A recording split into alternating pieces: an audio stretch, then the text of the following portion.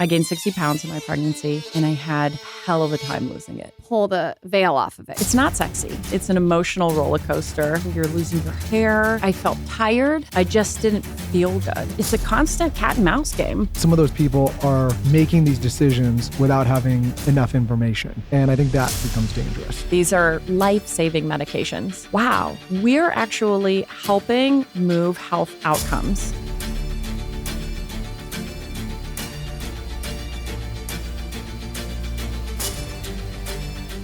I have so many different ways I can go with this conversation. I don't even know where to start. But I think what would help is you've done so many different career iterations. Talk to us about that. Mm-hmm. What was your first moment of sticking your toe in a massive career? Your career is like that meme with the map with the guy like showing. It's multifaceted. Yeah. So tell us how you arrived at this destination. Give us the background before this. You've had a lot of different careers. Well, I think if you look at it in hindsight, it makes more sense than as I was going through it. I was less intentional as I was going through it. And I'll tell you why. Actually, I had a managing director, and my first job was at Goldman Sachs after school. And she told me that you are going to spend more time at your job than you are with your family, with your friends, eating, sleeping. So you better fucking love it. And that stuck with me. And so from then on, I was constantly on a search for growth, curiosity, like just waking up every morning excited about the work that I was going to be doing. And so, the last 10 years have been around digitizing social relationships mostly. And the time before that was, I would describe it as like building the foundations of just being a professional. So Goldman Sachs, I mentioned, creative artists agency. I worked at a couple of startups. I spent time at Yahoo and Tumblr. The last thing that I was doing right before joining WeightWatchers, I'd co-founded a startup called House Party, which was a group video chat app. It was really popular, especially during COVID. We were all about bringing people together in real life when physically apart. And obviously during COVID, we were never more physically apart. Ended up selling that company to Epic Games, which makes the game Fortnite. Your kids aren't old enough yet to be on Fortnite. Thank God. So that was like the ultimate challenge of digitizing social. That was like the whole third space and the metaverse and thinking about that. And so, I guess that brings me to today where I'm at WeightWatchers. When you started at startups, what does that look like? Because I think if someone hears the word Yahoo or Tumblr, they automatically think glamour. And I would love for you to really pull the veil off of it, because I know there's a lot of work that goes involved in planning. The veil around just like tech, you mean? Or like you're at these startups, you're at Yahoo, you're at Tumblr. It seems like a very glamorous job, but what's the nitty gritty of it? Right. Well, so when I was at Yahoo, I wouldn't call it a startup. Far from it. But at House Party. But the house, at that point, the startup life is definitely not glamorous. It's an emotional roller coaster. I mean, you all have been privy to it when you're building a business. It really takes over your life.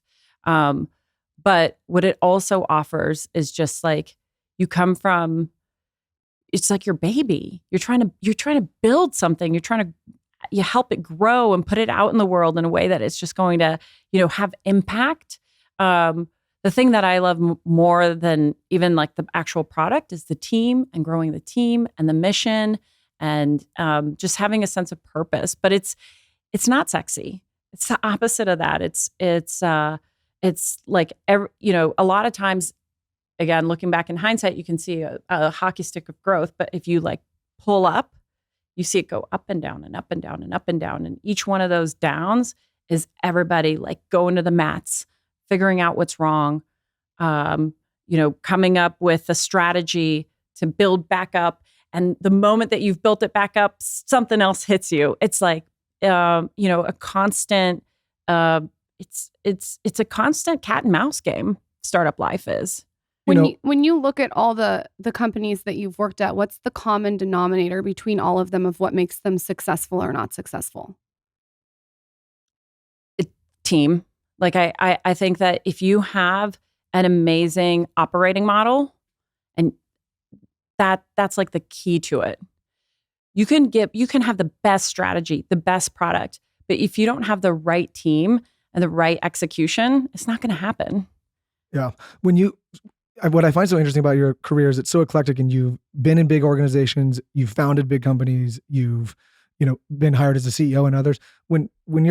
If you're in hindsight, there's a lot of young people that write and say, hey, I'm trying to find my passion, or I need to find what I love, and they just don't know. At what point in your career did you figure out like, oh, this is the kind of thing that I like to do? And how did you do? Was it something that you stumbled into, or is it something you knew all along? We're like, I'm always this kind of operator, or we're like, you needed to taste a bunch of different things before you figured out kind of what your path was?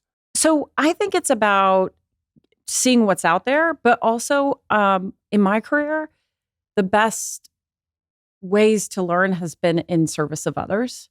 So you have to come to every opportunity and every role with a low ego and say, how can I help better this team? How can I help better this work? How can I help better this product? And put yourself all in. Because if you're spending all of your energy trying to figure out if at that moment, if it's the right thing for you or not, then that's your lens is wrong. Like you're constantly calibrating in the wrong direction, versus I think that it's better to be intentional and set kind of milestones for yourself of like, okay, I'm going to check in. How am I feeling about where I am? Am I growing? Am I curious? Am I excited? But until that checkpoint comes, be all in. And so for me, it was a little bit of doing everything. I did business development for a while. I did partnerships for a while. I did product for a while.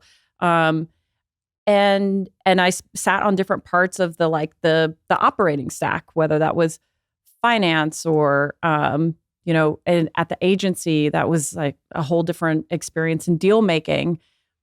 So understanding those different verticals helped me kind of figure out not only what I'm excited about, but what I'm good at. And then the key now as a leader is knowing what I'm not good at and being able to find the right people to help like build the right mosaic for us to execute. The reason I ask is I think Lauren and I are different in the sense that from day one, she kind of like always knew her thing and what her passion was and what she was excited about. And for me, I've had an eclectic career where I've had to go around and be like, what do I actually like to do? And when people ask us about how to figure this out, that's kind of been my answer. It's like I tasted a bunch of different things. Like sometimes it was finance, sometimes it was manufacturing, sometimes it was talking, sometimes it was product. And it wasn't until I kind of like mashed them all together that I figured out my thing. It took a while. It's so individual. Like it's also very dependent on like what Enneagram you are or like what type of person you are. So you and I seem to be similar in that we had to go kind of see the world to end up where we were at, and you knew right away. And I think that you find that in marriage too, right? I've got friends who married their significant other in college, and then others who went out and dated a bunch of different people, had a wide variety of experience, and then found their partner after that time. I feel like the professional landscape is kind of similar in that way. Friendships, it's very personal. My story is just like what worked for me. Yeah, I just remember getting so frustrated when I was younger. It was like, oh, just chase your, and I was like, I don't know what it is. And I think a lot of people are like that. Some people are lucky where they're like Lauren and they just know, but for me, it wasn't the case. But I think the key is if you are one of those people who needs to go try it out, or if you happen to be a Swiss Army knife and you can do a lot of different things, is just to remember to kind of, be in the moment. Because I find a lot of times, especially now working with, a wide variety of people, the ones who are the happiest are present. They're not always searching for the next thing. That doesn't mean that you should be fickle and always thinking about what else is out there. It really means about being present, be dedicated, find the moments in what you're doing where you can personally grow, but check in with yourself. Am I still growing in my job? Am I still curious in my job? Am I still having fun in my job? I think that's incredible advice. I think if you are a really young person and you're listening and you really have no idea, like Michael, what you want to do, a really good tip, and I say this a lot, but it really does work, is getting a service industry job where you work at night, like say you're a bartender or cocktail server, waitress, and then using the day to find what it is that lights you up. I think a lot of people give advice and they're like, well, go work for like a bunch of different people as an intern and see what you like. I actually would flip it, make your money in the service industry and use your days to figure out what it is that lights you up. And I think that it's a great way to be efficient with time, because usually the job is from like 3 to 9, 3 to 10, and then you have the whole day. Yeah. So I think that's a good tip too for young people. Well, now it's just, there's so much opportunity. Right. And you can build in all different kinds of ways. And it doesn't take a ton of investment. So I think that, especially now, that type of advice like works even better. You can have a lot of leverage off of your day. Yeah. Yeah. I think some people though, you're right. I think there's never been as much opportunity as there now, but some people get overwhelmed by that optionality. Because it's like they can just jump to so many things where then sometimes you lack focus. Like I have siblings and I'm always like, hey, listen, like you got to try something, not just for a couple of weeks or a month. Like you got to actually like dedicate some time to this before you say that doesn't work and go to the next thing. I had the opportunity to teach a class last week, and it was a group of seniors, and they were all sort of deciding about what to do next. And the advice I gave was, don't be afraid to go to a big company, because they were all talking about like, what are they going to build? And I feel like there's something in the water now, and that's exciting. But I was like, don't be afraid to go to a big company and learn, because there are going to be some, you're going to have a ton of opportunities to see the full spectrum of all these various disciplines. And that in itself could be seed for the thing that you might think you want to build today. Or even there's entrepreneurship. There's like things you could do within that company. But there is this movement, just because of all the opportunity that's out there, I think, for people to like just strike it on their own right away. And I worry a little bit, because I think that there's so much to be gained by being at a company where you are surrounded by lots of different types of people doing lots of different types of work. And it gives you maybe more perspective of not just from the thing that you might do on your own one day, but what else is out there. Yeah, and there's a lot of really smart people and a lot of really smart ideas that come out of those big organizations. I'll give you an example. When I went to Goldman Sachs, I wasn't sure what I wanted to do, but I was like, well, this is a great way for me to pay back my loans and get an education and being basically a professional, like an executive, learning analytical skill set. And what I ended up learning there was media, actually, because it was at a time where, maybe your listeners won't even remember this, but AOL and Time Warner were merging. There was a big media company called Vivendi. It was imploding. And I was on the trading floor. And so these were topics. And I found myself really pulled towards media. And I was like, wow, this is something I really want to do. But I was like this, first generation kid from Alabama. Like, how could I ever go be, do anything in media? And I got great advice. Somebody was like, well, go to Hollywood, go work at an agency, because that's going to be like the graduate school of, deal making, and you'll build a network. And so that's what led me, out to LA at the time. But just to say, I don't think I'd ever would have known that was something I was even interested in had I not been at Goldman, which is a finance company. Yeah, in a lot of ways, I regret, and not really, but in some ways, I think like I went straight into just being an entrepreneur. I never thought that I had another option for whatever reason. I just thought I have to go do my thing, and it was tough in the beginning, right? Yeah. I mean, I don't think a lot of people. I think the end is glamorized. Yes. But when you're sitting there in the middle of it and you don't have that job security or that stability or those benefits, and you're just sitting there, you're like, and you could lose everything. I think people should talk about that more. Yeah. Because I don't want to diminish anyone's desire to go and do that kind of thing. Yeah.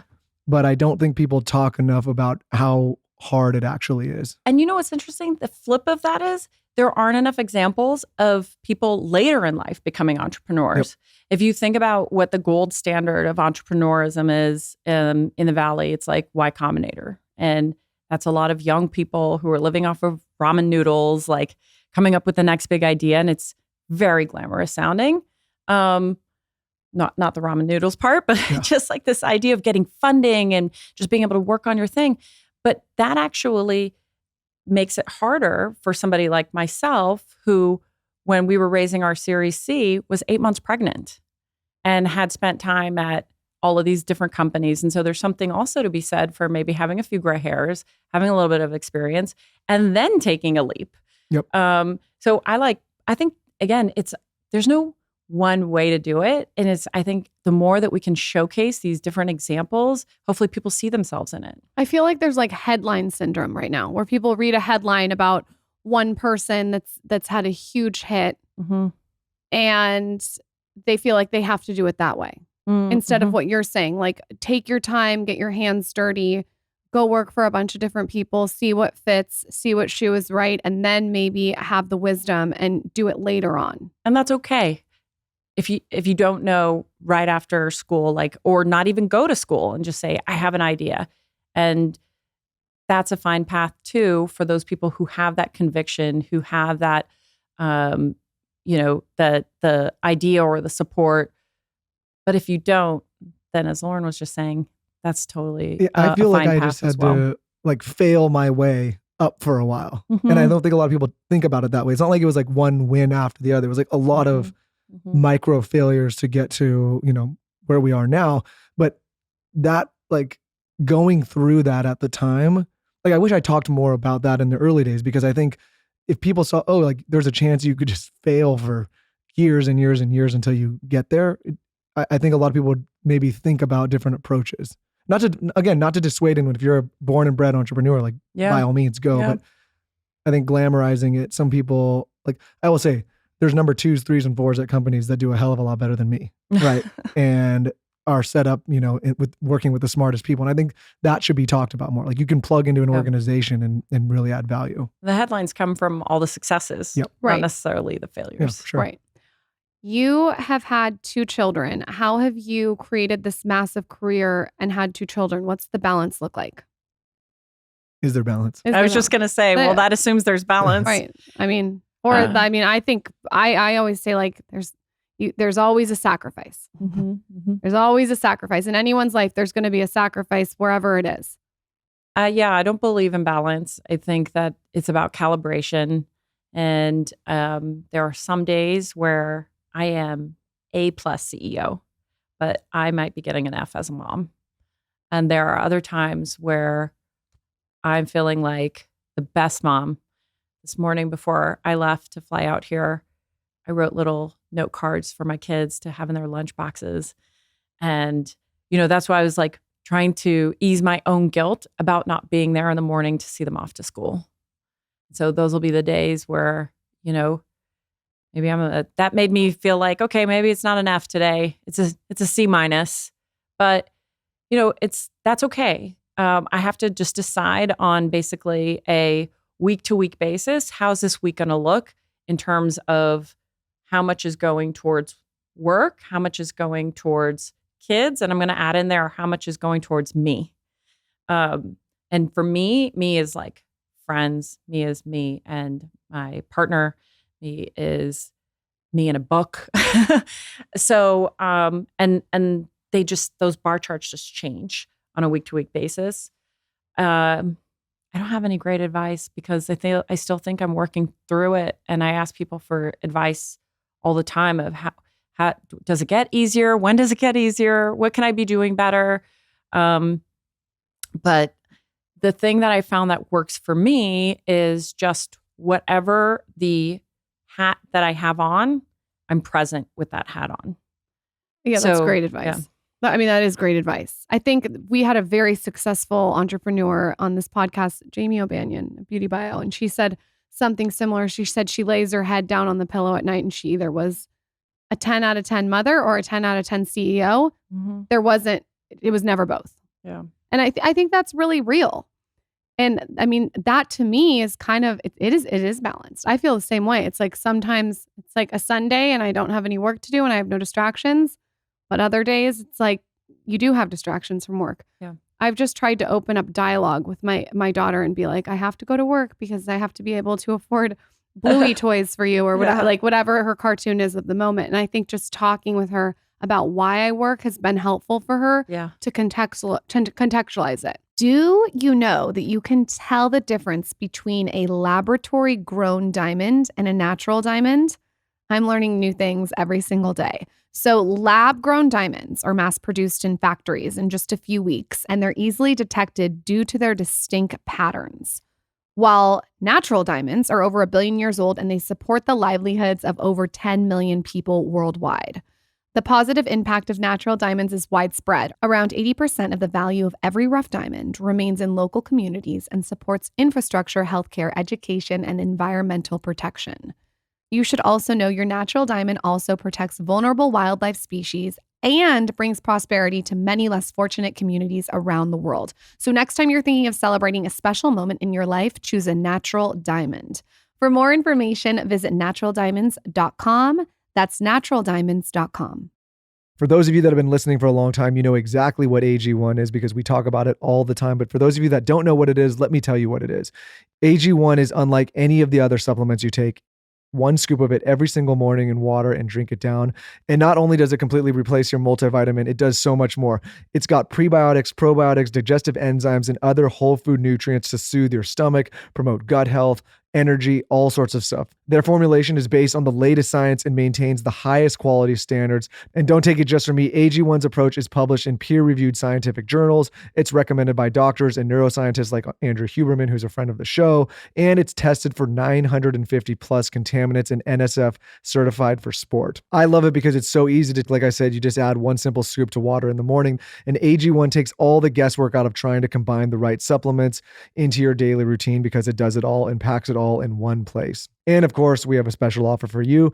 AG1 is a supplement I trust to provide the support my body needs daily, and that's why they've been a partner for so long. If you want to take ownership of your health, it starts with AG1. Try AG1 and get a free 1-year supply of vitamin D3, K2, and 5 free AG1 travel packs with your first purchase. Go to drinkag1.com/skinny. That's drinkag1.com/skinny. Try AG1 and get a free 1-year supply of vitamin D3, K2, and 5 free AG1 travel packs with your first purchase. Go to drinkag1.com/skinny. That's drinkag1.com/skinny. Go to drinkag1.com/skinny. That's drinkag1.com/skinny. Check it out. The Skinny Confidential, Him and Her podcast is sponsored by BetterHelp. If you've been a recent listener of this show, you might have heard the episode Lauren and I just did with Kathy Gildner, who's a licensed therapist. She wrote the book as a best-selling author called Good Morning Monster, which, by the way, Dear Media is also producing now as a fiction podcast. In that episode, we talked all about the benefits of therapy, who should be in therapy, why you should seek it out, how to use it to your benefit, how your family members can use it. This is why we love the platform BetterHelp so much.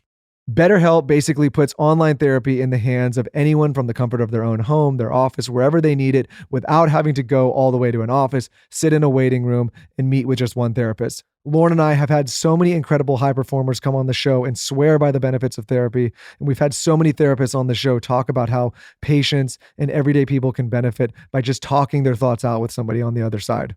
BetterHelp is cost effective and convenient. Like I said, you can do it right from your computer, your phone, the comfort of your own home. No more getting dressed and driving to the office. So if you're thinking about starting new therapy, give BetterHelp a try. It's entirely online, like I said, designed to be convenient, flexible, and suited to your schedule. Just fill out a brief questionnaire to get matched with a licensed therapist and switch therapists anytime for no additional charge. Of course, we have an offer for you. Make your brain your friend with BetterHelp. Visit betterhelp.com/skinny today to get 10% off your first month. That's BetterHelp, HELP.com/skinny.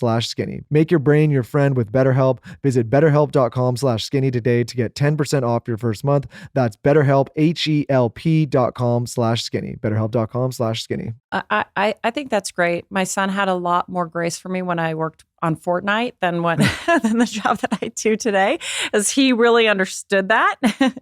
But no, I think that's just it. And so when I'm with them, I put my phone away. I think that's really important. I know my own tendency is to multitask. I will be in a meeting and I'll be, on Instacart, like trying to, send groceries. And I find that that's when I'm the worst of both worlds.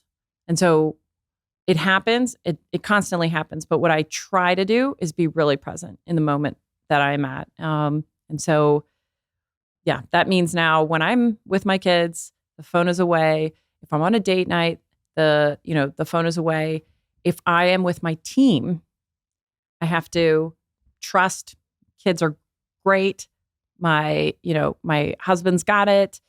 My mom helps a lot. She's got it, and everything will be okay. So that I can just give my all into whatever moment I'm in. It's so gnarly. Yeah. It's like an octopus 24/7. Yeah. And I wonder, and I think that I'd be curious to hear, your point of view here is my husband works as well. I think he's better at compartmentalizing than I am. I'll tell you what it is. Don't you feel guilty when we have to leave the kids? And he literally straight up, he didn't even miss a beat. He goes, nope. Well, he doesn't. I feel terrible being away. Like we just had to go to LA for a few days, and I was facing our daughter, and she's crying, and she's like, she doesn't understand. Yeah, but you don't feel guilty. No, I'll explain it. Okay. She doesn't understand why I can't just like be there in 10 minutes. Like I got to go to get on a plane, and it's a whole thing. She's so young.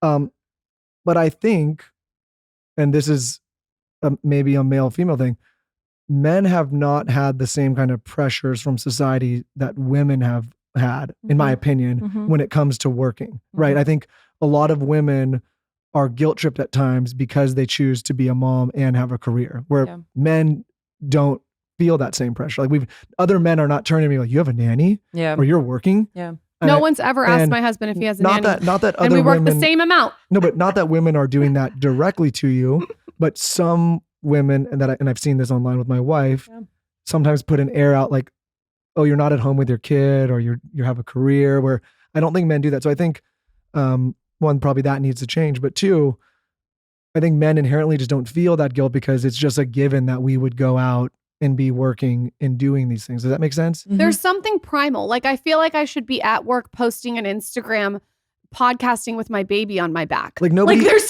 there must be something like primal in the air with women where we feel like we need to like strap the baby in a papoose. I think it is primal. I think, well, when you birth your kids, your heart now lives outside of your body. Right. And it's still like connected in this really weird way. And so as much as I sit here and say, my goal is to be present, it's very hard to do that in practice. And I remember getting ready for an earnings call, and my daughter called me crying because she wasn't feeling well. My husband's there. My mom's there. I know they've got it. I was so shook. Yeah. But I do. How old are your kids? 6 and 10. 6 and 10. I mean, I do think, it's funny. Lauren and I work the exact same. We're doing the show together right now.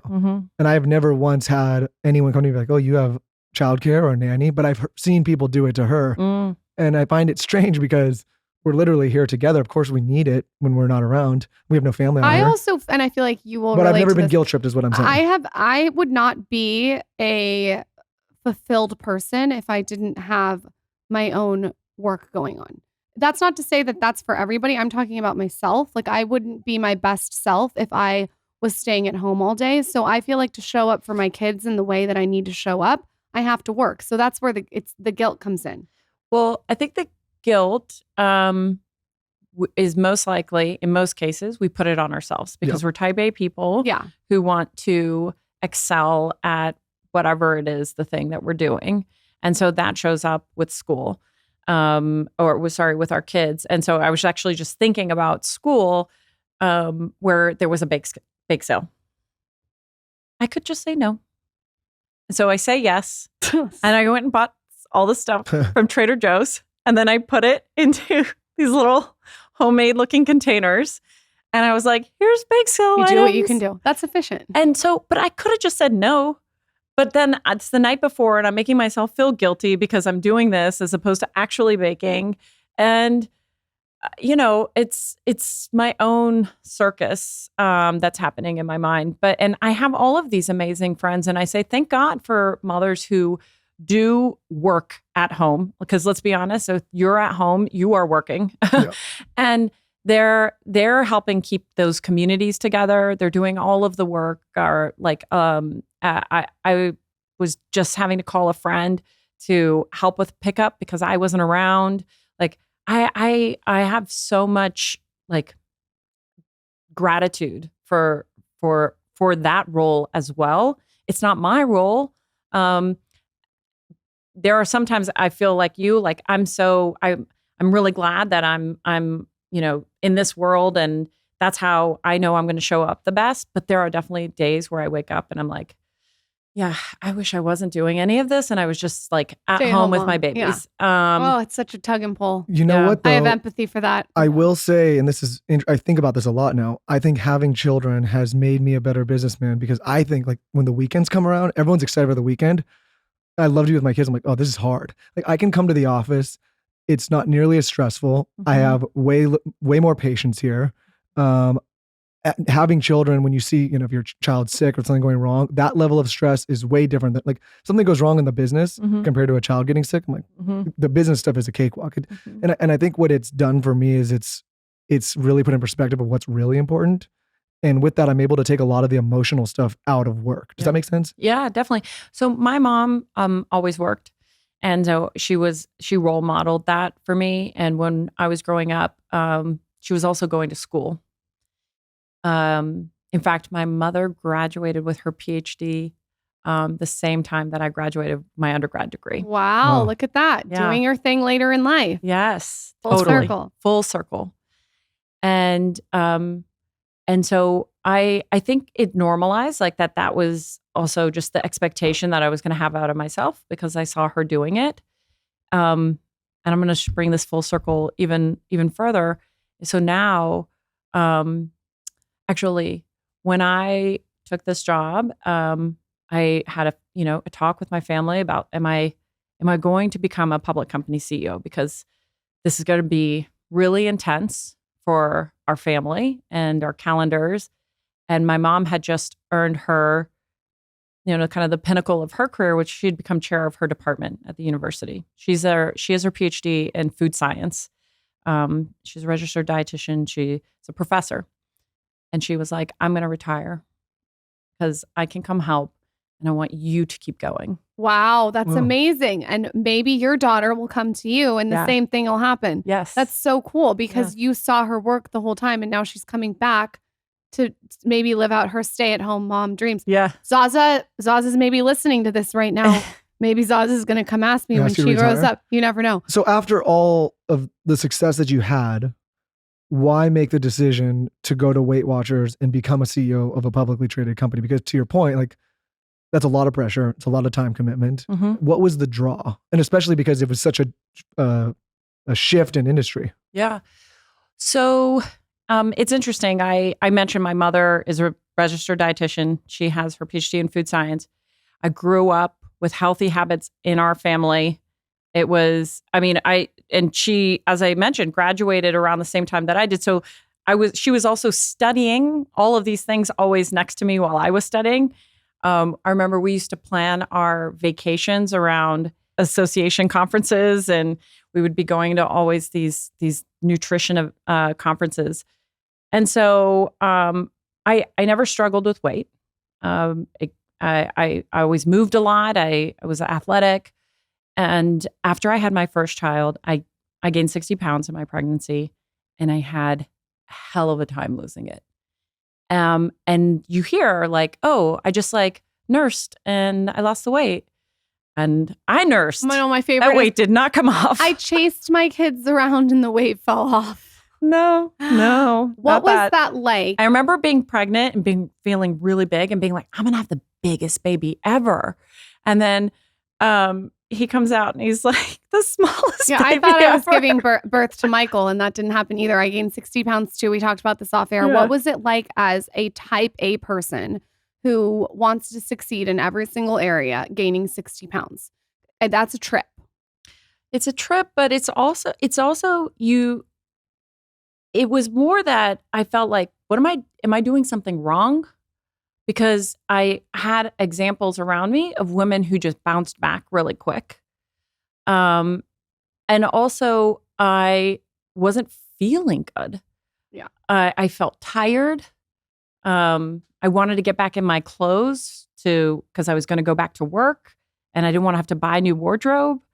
And then at postpartum, you're losing your hair. You lose that like beautiful pregnancy glow. And I just didn't feel good. And I tried every snake oil that was out there.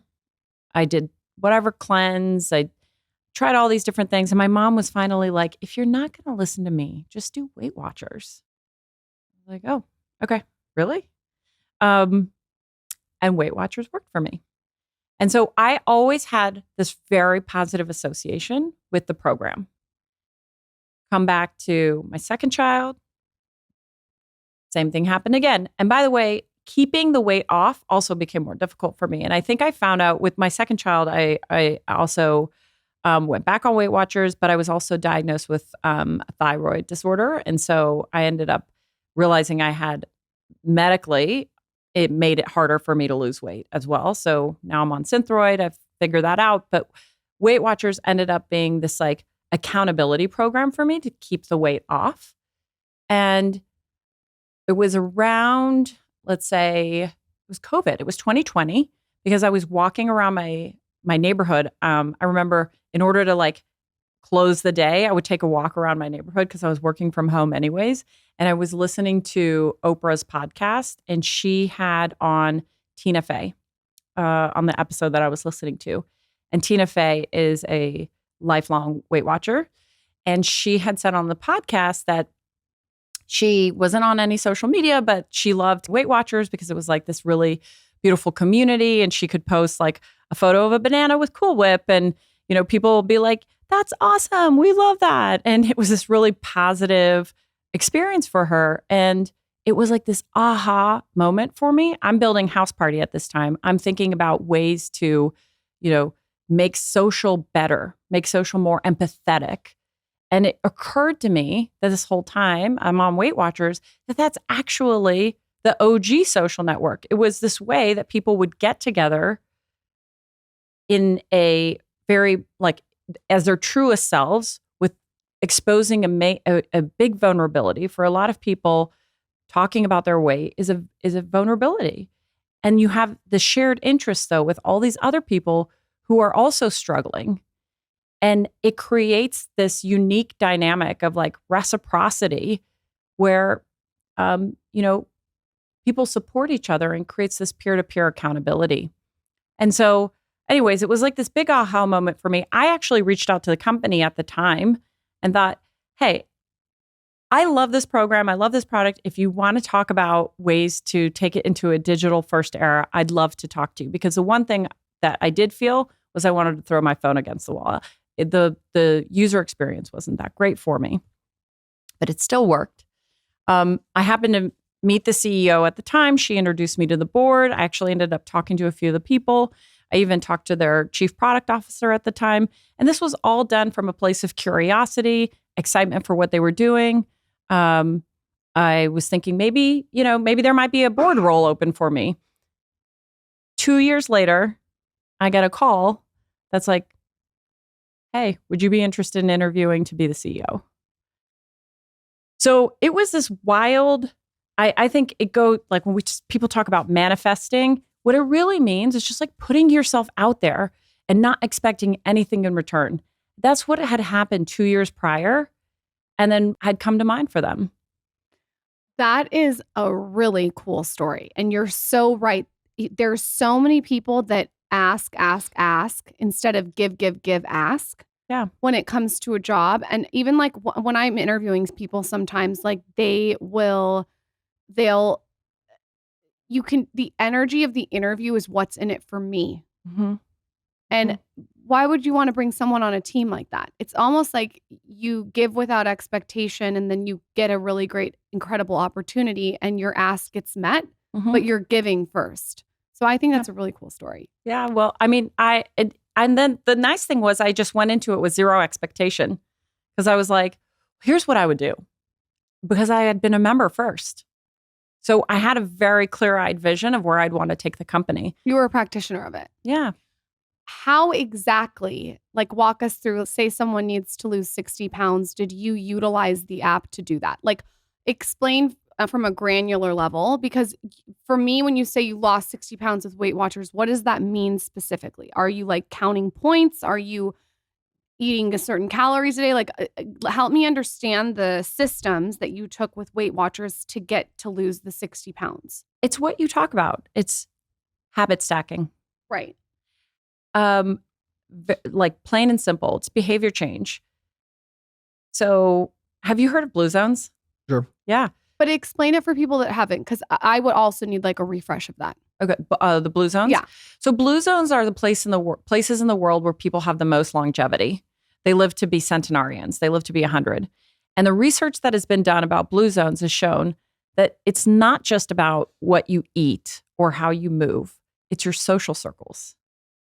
And so what WeightWatchers does is, yes, it's going to teach you how to eat and how to move, but more importantly, it's going to create the accountability. It's going to create the circle for you. So it's a behavior change program. The points program, it just gamifies eating. It makes it so that you understand how what you take in impacts your body. How many points is a glass of wine? 6. How many points is a margarita? Skinny, no salt. Skinny, no salt is going to be 5 or 6, depending on reposado versus not. How many points is a piece of sourdough with butter? Ooh, that's a good one. I think that I'm going to use this version that I do at home, but I believe that's about 4 points because I get the thin slice sourdough. Okay. So. And does everybody have the same points? Does everyone have the same points? Yeah. Well, no. The food value is all the same points. How many points did you have? I have 26 points a day, but then I also have amount of weekly points. So I bank those weeklies for That's cool. wine most of the time. Right. But like wine and those are a lot of points. They add up, but there's also 0 points. So like bananas, fruits, lean proteins, vegetables, all 0 points. Oh. So you could have a full day where you have 0 points. It's not just about calories in, calories out. What we're trying to do is also measure nutrient density. We take into account things like saturated versus unsaturated fats. Like you asked me butter. If you'd said olive oil, it would have been different on that piece of sourdough bread. Fiber, all of these things get kind of calculated in the points algorithm. But more important than like how many points you're actually taking in or not taking in is the habit stacking. I talk to people all the time who are like, I didn't realize how much I was like late night snacking, or I didn't realize how much that like those coffee drinks were adding up. And they could make some like small calibrations to stay in their points budget. And I've had, people who realized, oh, you know what? It inspired me to move more because when you move, you earn points. So, if I go to Orange Theory, I know I'm going to get a certain amount of points from it versus if I take a 1 mile walk. How much is weightlifting? How many points do you get back? Well, just it depends how long you did, or and then your personal. So if I weightlifted for an hour, I think my points back is going to be like 5 points. But like if Michael did it, it would be different. So it's all sort of it's personalized. So people are going to weightlift to get their margarita with no salt. Right. So outside of, it sounds like, people are using the platform first to come and potentially, manage their weight. Yeah. But when you guys start working with clients, is there a common thread where like maybe people don't understand their food intake or they don't understand healthy habits around exercise? Like what are the main things that you help people with? It's those things, but a lot of times it's just like the ongoing accountability. Like I said, it's like there's programs within the app itself, and then people can, post about how they're doing. You can keep track of your various like body analysis, whether I have a full body analysis scale, you can get them on, for your WeightWatchers, connected to your WeightWatchers app, such that it gives you not only your weight, but also hydration, bone density, muscle mass, all of these things. We have a diabetes program. People are tracking their A1C. So we want to take into consideration the beyond the scale metrics as well. But the point being that it's just about awareness. And I think that that's the main thing. I remember when I was on WeightWatchers feeling very embarrassed that I was tracking my points. I'm just being very conscious, and this is a way for me to keep a budget. And how's that any different from keeping a financial budget? Why are people so concerned though what other people are doing? I don't understand why anyone cares how you're tracking your points with WeightWatchers. Well, welcome to 2023. If People that's care what works for everything. you, I don't understand why people like can't mind their own business with that. But to your point, I think there's a few things that just, people don't learn growing up, and that one of them is finances. Another thing is basically proper nutrition and how to eat. I didn't know, I talk about this all the time. Like, I haven't struggled with weight, fortunately, but I have poor eating habits, and I had to figure that out along the way. And it's by talking to people. What is your poor eating habit? What are you talking about? You had some chips in bed? I can't wait to hear Poor this. eating habit was like, I didn't understand how much protein. I didn't understand macronutrients. I didn't understand He didn't understand protein. Alcohol consumption. You don't realize. This motherfucker has never in his life had a craving, and I've known him since he was 12. I've never heard him say, it's like my husband. Ooh, I'm craving this. Yeah, but there's other, like, outside of weight, there's you can have a poor diet and have other things manifest and other things happen, right? It's not just, Quick break for me to share some information that is absolutely going to change your life, and that is with our new partner, Momentous. If you have not tried the Momentous sleep hacks, you are missing out. We just did an episode with the CEO of Momentous, Jeff, on this show, talking all about the benefits of these sleep hacks. For those of you that want to know more, the sleep hack is a meticulously crafted blend of 3 natural ingredients: magnesium L-threonate, which passes the blood-brain barrier, and we've talked about that on the show, apigenin, and L-theanine to help you achieve a restful and rejuvenating sleep experience. I take this almost every single night. I put it in my bag when I travel. It's been an absolute game changer. I'm sleeping like a rock. Benefits include improved sleep quality, like I said, faster sleep latency so you can fall asleep faster, enhanced sleep depth, it supports relaxation and soothes the mind, and it's an improved cognitive function. So we've talked about the importance of sleep on this show, not only for fitness, for weight loss, for cognitive function. I think sleep is number one. And what I love about this sleep pack is it's all natural and you can take it every single night without fatigue. Momentous also has so many other incredible products. Their collagen peptides, their whey protein. For performers out there, this is a go-to supplement brand. It's incredible. If you want to learn more, definitely check out the episode we just did with Jeff. It's a recent one. If you want to try the sleep packs or anything else from Momentous, we of course have an offer. Visit livemomentous.com/skinny and use code skinny at checkout for 15% off your first purchase. That's livemomentous.com/skinny and use code skinny for 15% off your first order. livemomentous.com/skinny. Drizzly. Drizzly is the go-to app for drink delivery. Boy, do I wish I had this when I was younger. I have it now. I actually use it all the time. Whenever I'm looking for a specialty whiskey or tequila, my first go-to is Drizzly. So what is Drizzly? Drizzly is the most convenient way to get beer, wine, and spirits delivered to your doorstep right when you want it. No more driving to the liquor store and searching around. No more getting in your car in bad weather. Drizzly's tailored experience lets you find the perfect drink for the occasion, no matter what it is. You'll save time by shopping at a huge selection of drinks from wherever you are, and you'll save money by comparing prices and drinks across multiple stores. I love this platform so much. Like I said, I use it all the time to get all the spirits and wine that I want delivered straight to the door.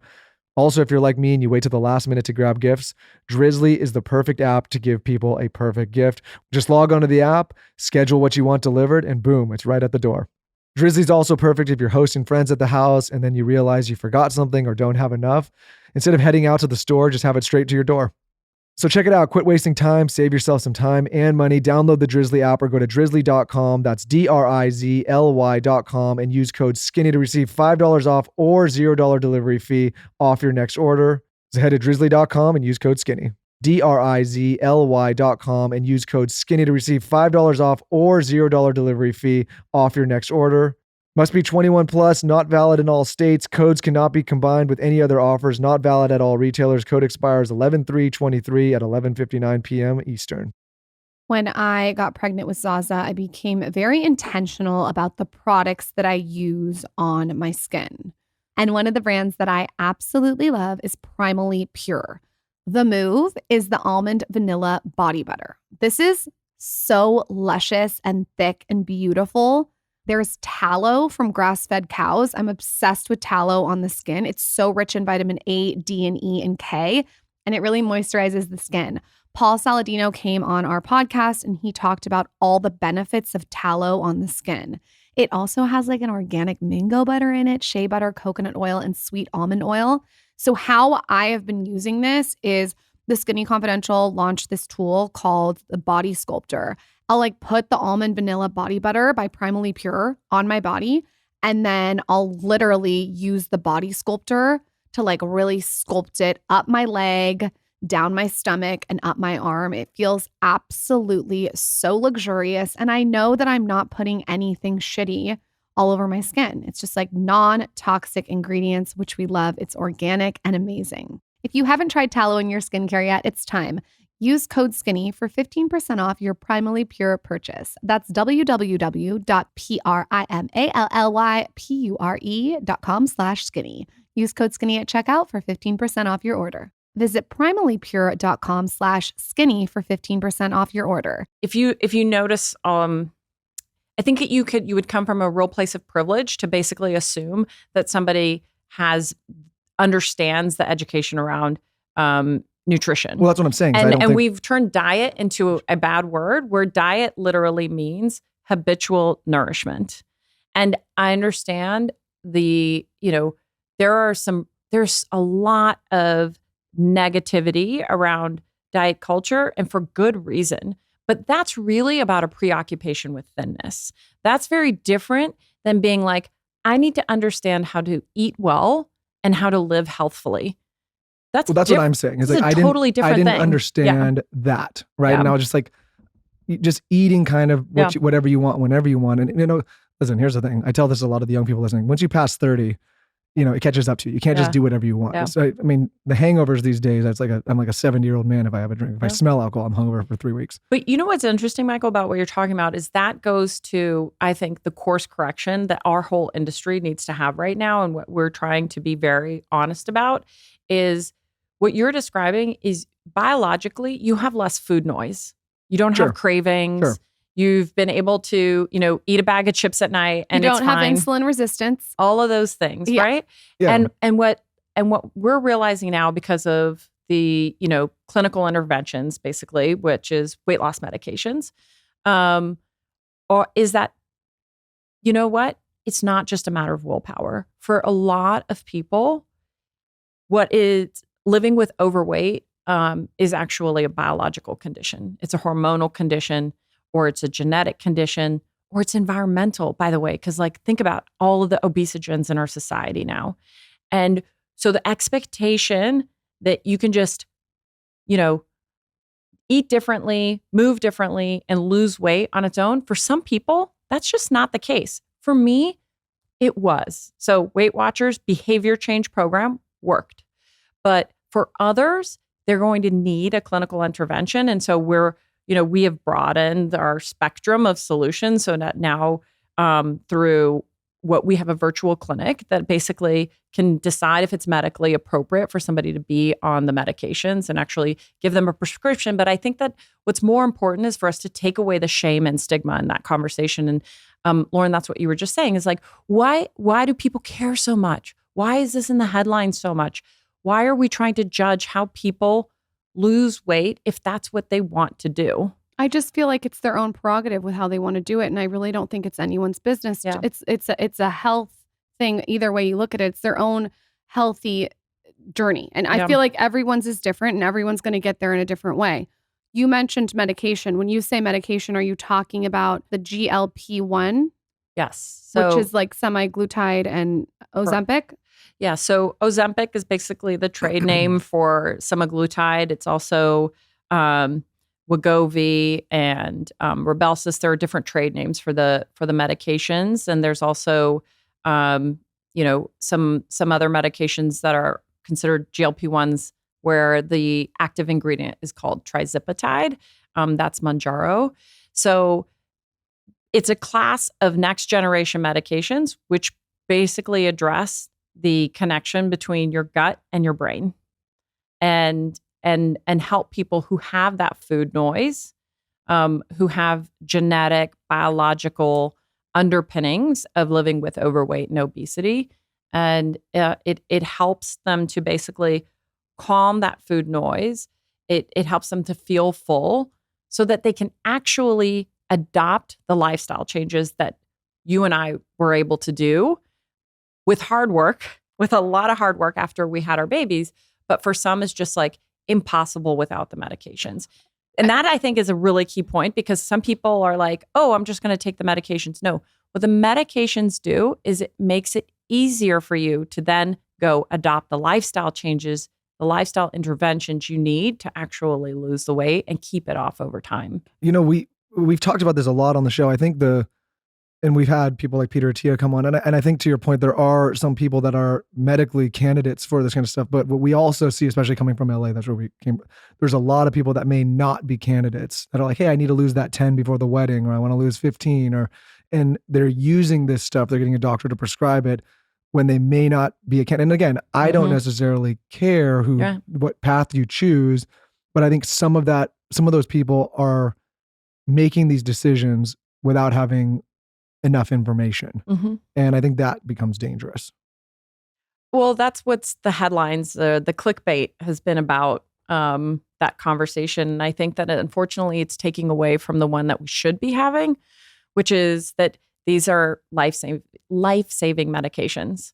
I mean, the trials have just come out are showing that, 20% of the people who are on these medications, and these were population that didn't have diabetes, that they were 20% of them were less likely to have a heart attack, stroke. So we're talking about life-saving medications that are getting qualified as vanity drugs. Is there any downside that you guys have seen through these drugs?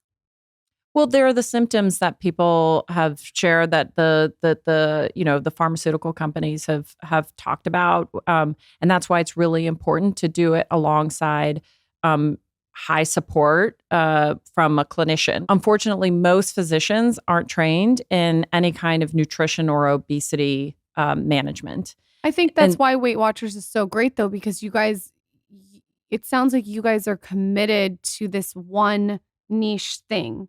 Whereas, if you get a general doctor, they don't know a lot about maybe obesity. Well, they don't know. And I can say this with no shade because my brother is a doctor and he will tell me he only had one nutrition class his entire tenure of medical school. And not only that, but they also aren't in a position to succeed because this is a medication that requires high support. You have to titrate throughout your journey. So the dosage should shift. And you need a lot of lifestyle intervention alongside of it. In order to make sure you're not losing muscle mass, you need to make sure you're eating, protein-rich diet. You have to stay hydrated so you don't have, GI issues. There's a lot of important lifestyle instruction alongside of the actual clinical support. And so that's where, that's why we acquired Sequence, which is the telehealth company. It's now the WeightWatchers virtual clinic, because it provides that high support. We know now that all of our clinicians are trained in these protocols. So not only can the system, the platform itself, do all of the insurance support, which is important because these drugs are incredibly expensive, but it's a care team in your pocket. You get the registered dietitian, you get the fitness expert, you get the WeightWatchers program. You're doing all of the things alongside the medication so that you will hopefully have fewer symptoms, so that you will have, a good experience on the medications and that you can hopefully maintain for longer. It sounds like you guys give someone the toolbox to lose weight with all the tools. And it sounds like the medication is like one tool in there if you want to use it to access it. What is a story, because I'm sure you've been around them all the time, that has really moved you when it comes to weight loss? You've seen all these stories as CEO. What's one that you can pinpoint that you're like, this was like my favorite?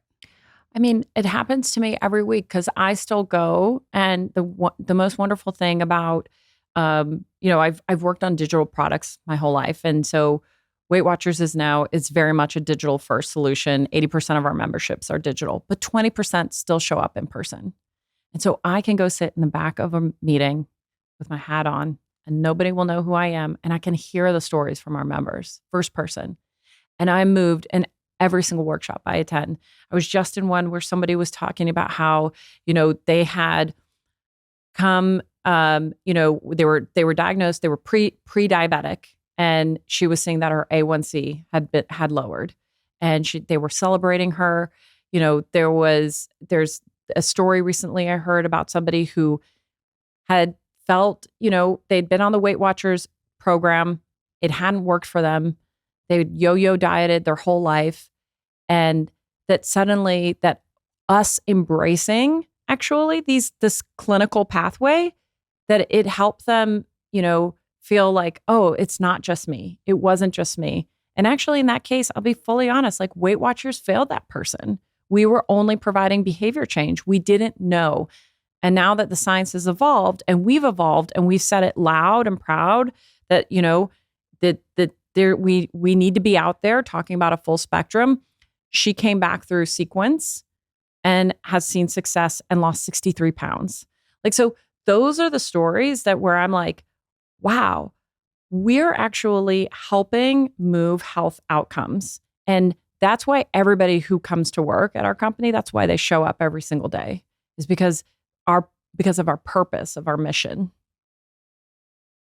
Who is a candidate? Like, say there's someone listening that wants to lose 5 pounds, 10 pounds, 30 pounds, 200 pounds. What's the perfect candidate?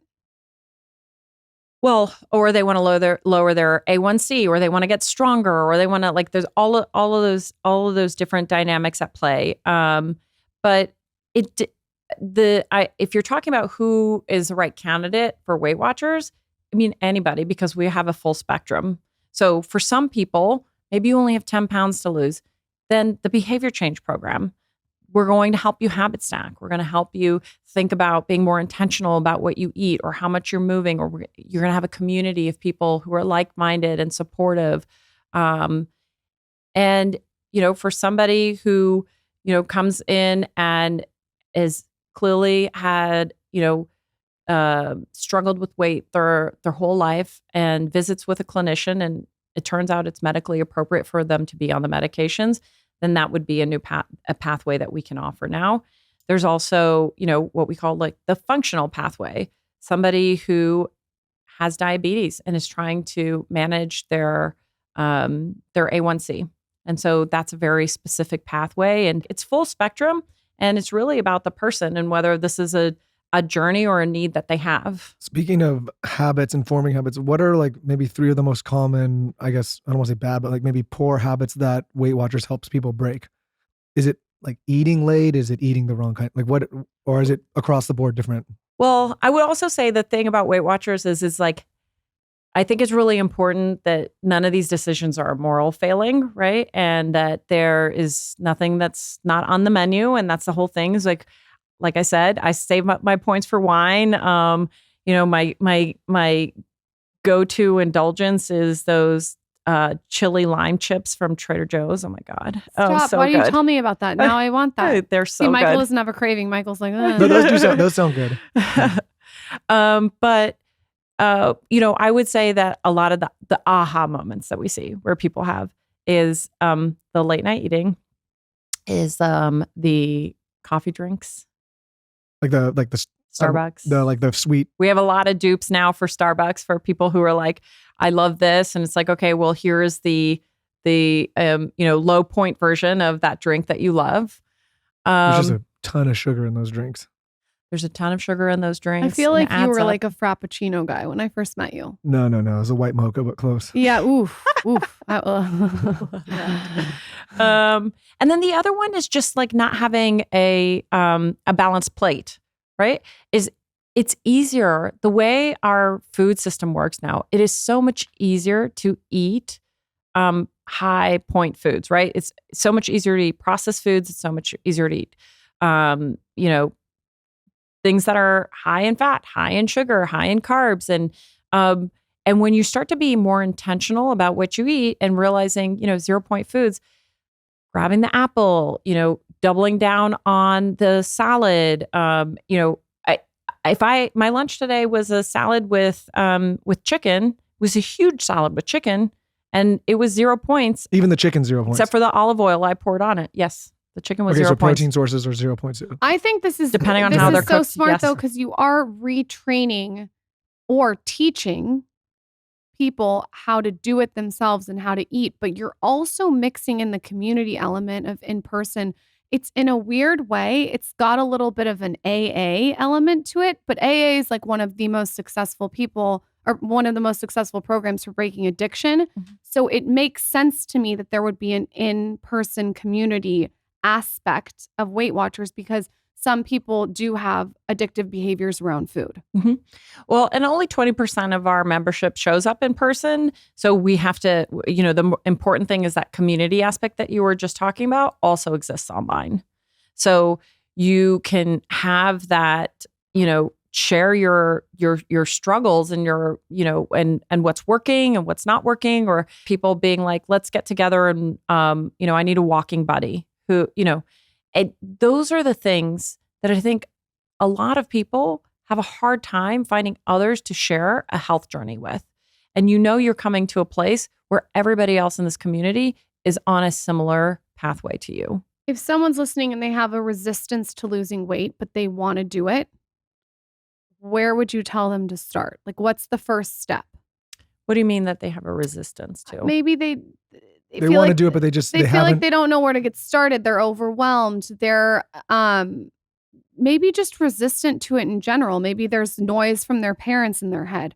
What's the first tangible, easy step that they can take in the right direction that's not overwhelming? Well, I mean, I think that it's such a personal, again, going back to no judgment, no stigma, it's such a personal thing. So I'm going to take the resistance, meaning like they're overwhelmed versus like their resistance to wanting to do it. Because if that's the case, then they don't want to, right? And so that's fine. But I think the most important thing when you're thinking about it is affirmation, honestly, because there's so much internalized like weight bias and feeling like, the I can't do it, right? That is getting over that. And that's where the community aspect is so helpful, is other people saying, yes, you can. You're giving me Louise Hay vibes. Oh, you are. It's saying you can't do it over and over. You may say it once a day, but then you say it every day for 365 days a year. You can't do something. You better bet your ass you're not going to be able to do it if you keep telling yourself that. Yeah. It's so true. The internalized noise in your head to be able to start having a more productive conversation with yourself really does set the tone. And I actually think that that's why it's so interesting that in that moment when somebody like actually commits to the journey, that is when they're the most motivated and where we actually talk about, going back to just like the product aspects of this, is activation, is like, how do we help somebody succeed in those first 30 days so that they're so pumped about what they're doing that they are incentivized, excited, motivated, optimistic about the habits that they're creating. And really thinking about how what we build in our program and our product can help somebody succeed. It's funny, like doing this show for as long as we've done it now, I find the people that write in and ask questions, it can be around any subject, that are maybe the most overwhelmed or the most stressed. It's just like, it's a lack of first the information and then maybe other people that you're doing it with. And I say, like, we just did this whole podcast around starting a health journey. And one of the pieces of advice is like, find somebody that you can do it with and that's going to hold you accountable and that you're going to feel good, like going to an exercise with or going on a walk with or whatever it is. And I think as soon as like, Lauren and I provide a lot of information. You're talking to people like yourself, but it's really like just pointing people in the right direction so they can get that information. Because it's the same thing around financial literacy. Yes. If you just don't know, it's the ignorance, and I mean that with just like a lack of knowledge, is what is the most stressful. Well, and I want to build on that. What's even harder is the misinformation. Yep. There's so much misinformation out there, especially about these medications. And people are self-diagnosing on TikTok and then going out and getting, ordering stuff from compounded, who knows what, if it's actually semaglutide or not. And I feel like that is actually a major responsibility that we've taken in. This has been a company that's been around for 60 years. And what I can say about that is that 60 years has come with being like the evidence-backed program that there is, and also a brand that people trust and recognize. And so we take very seriously that we need to be able to be a place to harness all that noise and actually give people the right sort of support and care to understand whether this is a medication that is appropriate for them or not. Because right now, people like all over the internet are saying all kinds of wild things, where somebody had said something like, yeah, you can just, take these medications and eat all the hot dogs and pizza that you want. And I was like, that's wildly incorrect. Yeah. And so, that's I think a critical part of this is just ensuring that we're a place of trust where people can come and get medically sound advice. Yeah, it's funny because we know personally a lot of people that are doing this with great success using the medication, but they're working with a doctor. Yep. And they're thinking about their muscle and they're doing a lot of the right things, but they're working every month with the clinician.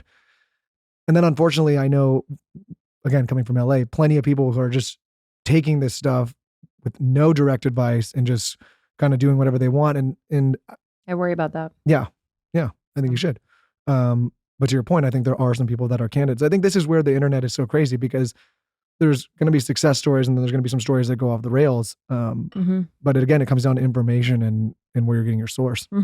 I really wanted to have you on, Sima, because you are such a great example of someone who's really nailed it with the entrepreneurial journey. And I think it's full circle for you after hearing your story to be the CEO of WeightWatchers. The house party stuff makes more sense now. Yeah, I wanted to understand to this. I think that this program can really help a lot of people who are struggling with weight. You were kind enough to give us a code. You guys can head to www.com/TSC to see if you qualify. And if you do, you can use our code TSC25. You get your first month free. That is so nice. Plus $25 off your second month. So that's code TSC25 to get your first month free, plus $25 off your second month. Sima, where can everyone find you? What if they want to message you? What if they want to go on the platform and find what you're eating and find your hot pot recipes? Home address and social security. I didn't know this is where I come to get doxxed. So I am on Instagram. I'm at Sima. I'm on TikTok at Party Sima. Love it. And are we calling it X these days? I guess now I'm reading that bio, by the way. It makes more sense. We're calling it X because once you read the bio, it'll make sense why it's X. I think X is cool now after I've got the context around it. Well, he's been trying to make X. He tried to make PayPal X a long time ago and wanted it to be and I think that's what he's doing now. Anyways, I believe I'm at Sima Sistani. I'm mostly on Instagram and TikTok these days. And if people want to join WeightWatchers and they want to find your page on WeightWatchers, can they connect with you on there? Mm-hmm. Cool. Absolutely. So you're just search your name. Just search my name, and I think I'm WW Sima there. Weight loss can be a team sport at times, and so I love interacting with our members there. Babe, you've been my team. You've helped me. He's helped me stay accountable. We've driven to the gym together. I see those hot Cheetos going in the mouth at 10 p.m. I'm like, no, don't do it. The internet will eat you alive for saying that. They'll say, oh, fuck. Thank you for coming on. They've said it all about me already. What else are they going to do? Thank you for coming on. Take care. Thanks, guys.